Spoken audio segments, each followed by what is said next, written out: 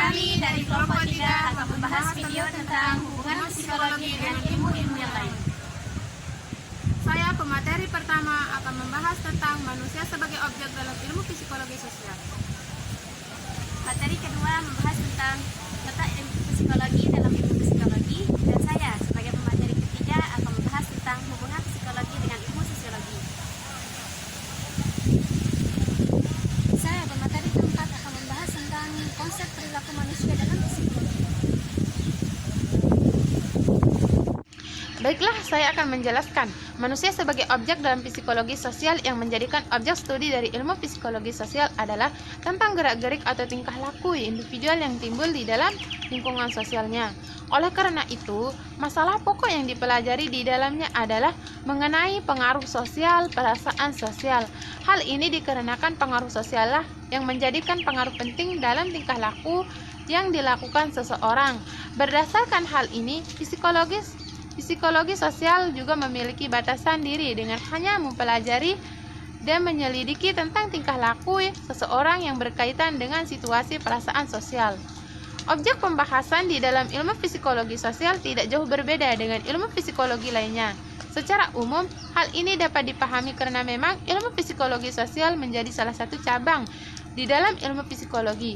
Jika objek pembahasan psikologi adalah pada manusia serta kegiatannya, maka untuk itu psikologi sosial terletak pada kegiatan dalam lingkungan sosialnya. Masalah yang dikupas dalam ilmu psikologi umum adalah tentang gejala-gejala jiwa, semulanya kemauan, perasaan, dan cara berpikir yang tidak berkaitan dengan alam sekitar. Sedangkan untuk psikologi sosial, permasalahan yang dibahas mengenai manusia sebagai anggota di dalam masyarakat semula hubungannya. Baiklah, itu saja penyampaian dan penjelasan materi terkait tentang manusia sebagai objek dalam ilmu psikologi. Saya Mas Seniwati, sekian dan terima kasih. Assalamualaikum warahmatullahi wabarakatuh. Dalam sistematik psikologi, termasuk dalam psikologi yang bersifat empirik dan tergolong psikologi khusus, yang menyelidiki dan yang mempelajari segi-segi kekhususan dari hal-hal yang bersifat umum. Sedangkan kedudukan psikologi sosial dalam lapangan psikologi termasuk ke dalam psikologi teoritis. Psikologi sosial menawarkan wawasan yang amat berharga untuk kehidupan umat manusia dengan mengusung pemahaman diri dan dunia sosial di sekitar kita. Terlihat jelas bagaimana peran mendasar psikologi sosial dalam ranah psikologi. Psikologi sosial menjadi akar dan paradigma mendasar ilmu psikologi, menyentuh semua aspek kehidupan manusia, bermulti interaksi dengan semua bidang keilmuan yang lain di mana perilaku sosial manusia hadir di situ. Persoalan-persoalan mendarah daging dalam kehidupan seperti kemiskinan, korupsi, cinta, daya tarik intervensial, hingga terorisme dikaji dan dicermati dalam ranah psikologi sosial. Psikologi sosial telah memberikan pencerahan bagaimana pikiran manusia berfungsi dan memperkaya jiwa dari masyarakat kita. Melalui berbagai penelitian laboratorium dan lapangan yang dilakukan secara sistematis, para psikolog sosial telah menunjukkan bahwa untuk dapat memahami perilaku manusia, kita harus mengenali bagaimana peranan situasi, permasalahan, dan budaya. Serge Moscovici, seorang psikolog sosial Prancis, menyatakan bahwa psikologi sosial adalah jembatan di antara cabang-cabang pengetahuan sosial lainnya. Sebab psikologi sosial mengakui pentingnya memandang individu dalam suatu sistem sosial yang lebih luas.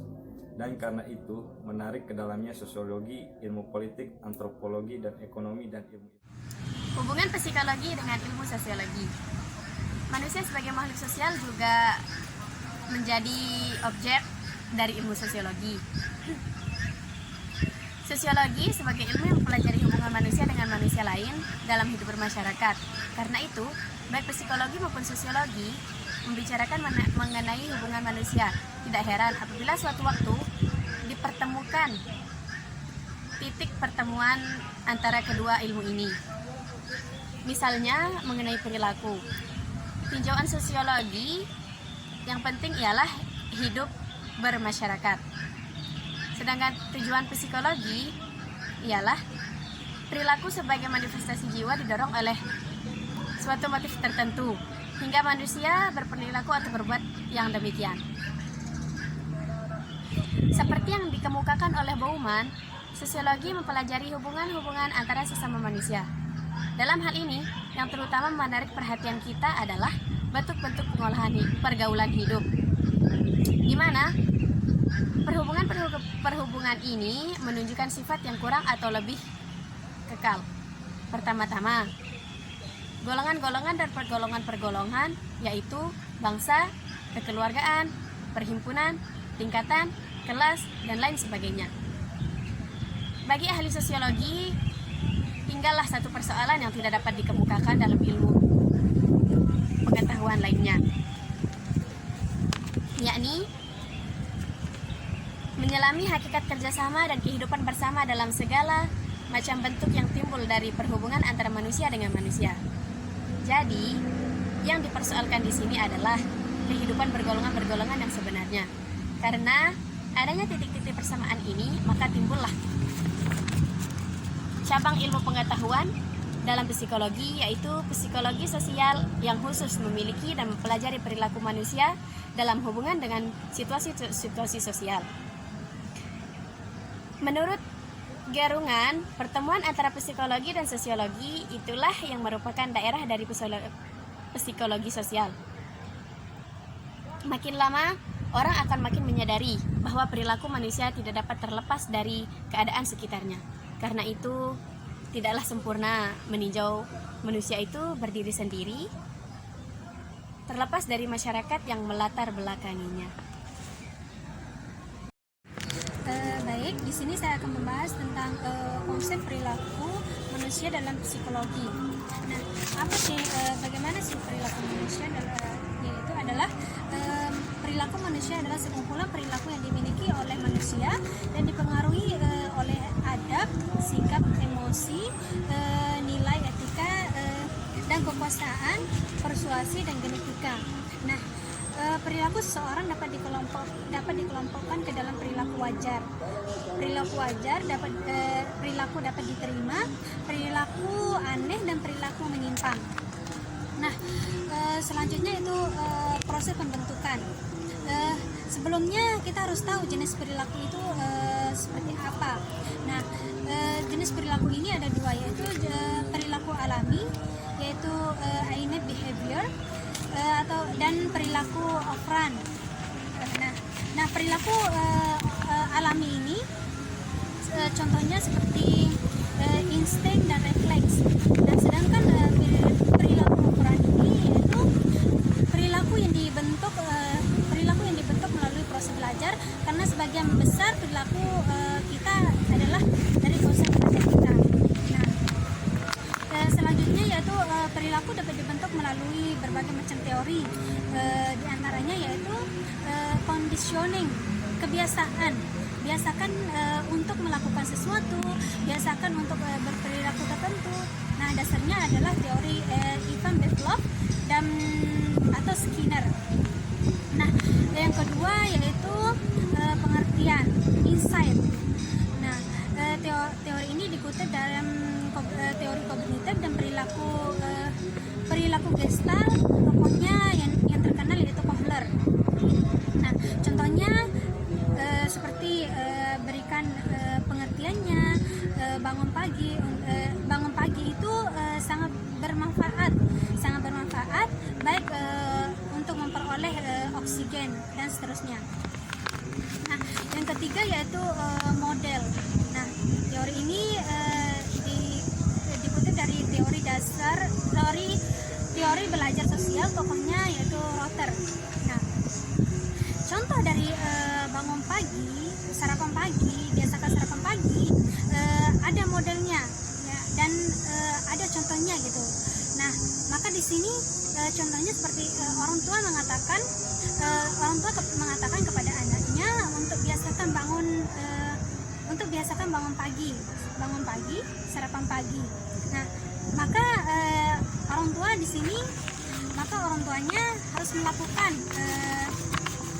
harus melakukan hal itu sehingga jadi model yang benar bagi anaknya. Nah, yang selanjutnya itu dasar dari perubahan perilaku. Dasar dari perubahan perilaku adalah kesadaran diri. Nah, kesadaran ini sangat menentukan orang itu mudah berubah atau tidak. Nah, makin besar kesadaran orang, kesadaran diri seseorang, maka makin mudah untuk berubah. Sebaliknya makin sempit kesadaran diri yang dimiliki dari seseorang, maka semakin sempit untuk berubah gitu. Nah, ada berbagai teknik atau terapi untuk mengubah perilaku. Sebagian besar perilaku manusia diperoleh dari hasil belajar. Sudah kita singgung ya tadi, melalui suatu pengalaman. Nah, dengan demikian ada berbagai teknik terapi untuk mengubahnya. Di antaranya, ini hanya di antaranya ya, yaitu yang pertama Sigmund Freud. Nah, Sigmund Freud ini dengan psikoanalitiknya maka menghasilkan suatu cara merubah perilaku manusia, merubah perilaku terapi, salah satunya yaitu analisis mimpi.